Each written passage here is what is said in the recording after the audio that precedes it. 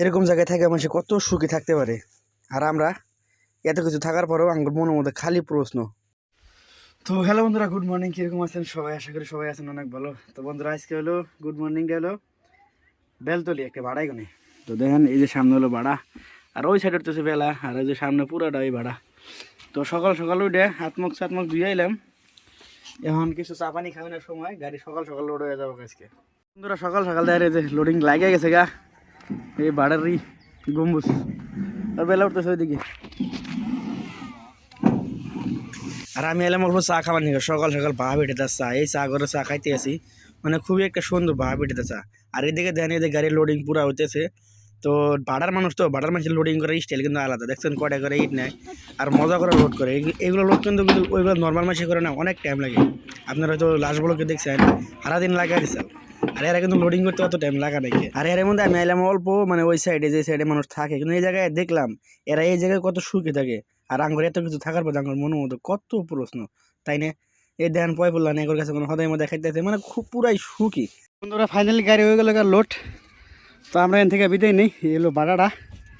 তো আমি আছি উপরে, মানে পাট্টা লাগাইলাম আজকে। তো চলেন আজকে উঠতে যাই, পুরোটা বই রয়েছে দেখেন।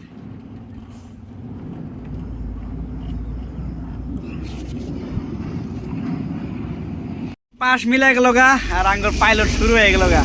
তো বন্ধুরা যাত্রা শুরু করে দিছি, যাত্রা শুরু করে আজকে হলো চা বাগান সামনে পড়ে গেল গা। আসামের যেটা মেন চিজ ওটা হলো চা বাগান। আর এই যে দেখেন সামনে কোনো চা বাগান, মানে সামনে হলো চাপর, আর চাপর সাইডে কিছু একটা চা বাগান আছে। তো দেখছেন, আর মজার চা বাগান কিন্তু আজকে ভিডিও মধ্যে আয় পড়বো। আজকের ভিডিও নাই তাই কালকে মধ্যে পুরো আয় পড়বো। দেখেন এই চা বাগান, চা বাগান আজকে মরা মরা ভাব এইগুলা। এ বর্তমান হুক না দিন তো হেলাই গাই। তো চলে না আইগে গেতে থেকে মেন রোডে উঠা লাগবো। ওই সামনে খের নেই গেতেছে, কয়দিন খেলে আমি খেরে টানলাম, বেশি তো উঠে নাই গে, হের পরে মনে ফেরে যাবো গা, 1 মিনিট কাইট হয়ে গেছে গা, খেম বেশি নাই গে। কিছু দূরে আর পরে আমরা চা করে আহি, কারণ আমার গাড়ি তেল ভরা নামবো। তেল ভরার বলে একটা চার দোকান আছে, আমরা সেই দোকানে চা খাবার নিয়ে আহি। তো বন্ধুরা বর্তমান গাড়ি ঢুকিয়ে দিলাম খাবার নিয়ে, কারণ গাড়িরে 2 দিন ধরে কিছু খাইতেছে না। তো ফুল ট্যাঙ্কি হবো, কারণ অনেক দূরের সাফার হবো। তো আসাম অয়েল খুব ভালো এই জায়গায় সাফরে। তো গাড়ির মধ্যে তেল ভরে নেই, আর এই যেদিন তেল ভরতে আছে তেল আলা বেড়া। আর আমার করে যেটা আছে না, হিরো আছে না, ওই অল্প হেল্প করবো এই জায়গায়। আর তেলের যেটা দাম দেখলাম 90.70 নাকি 75 এই জায়গায় যেটা তেলের দাম। তো কদিন আগে দেখলাম 90.44 কি জানি দাম কি নাকি, মানে বেশি। তো তেল পুরো আঙ্গুর লোডিং হয়ে গেছে গা, তেল ভরা হবে যায় মানে 300 লিটার, অনেক বড় ট্যাঙ্কি রে ভাই। তো বন্ধুরা ওই তেল পাম্পের মধ্যে আজকে 2 দিন পরে ফিরেছিলাম, মানে গা গুজর করলাম। কালকে 2 না পুরো শান্ত ছিল, 2 নাই গে, ভাবলাম যে বাড়া যায় দুমু।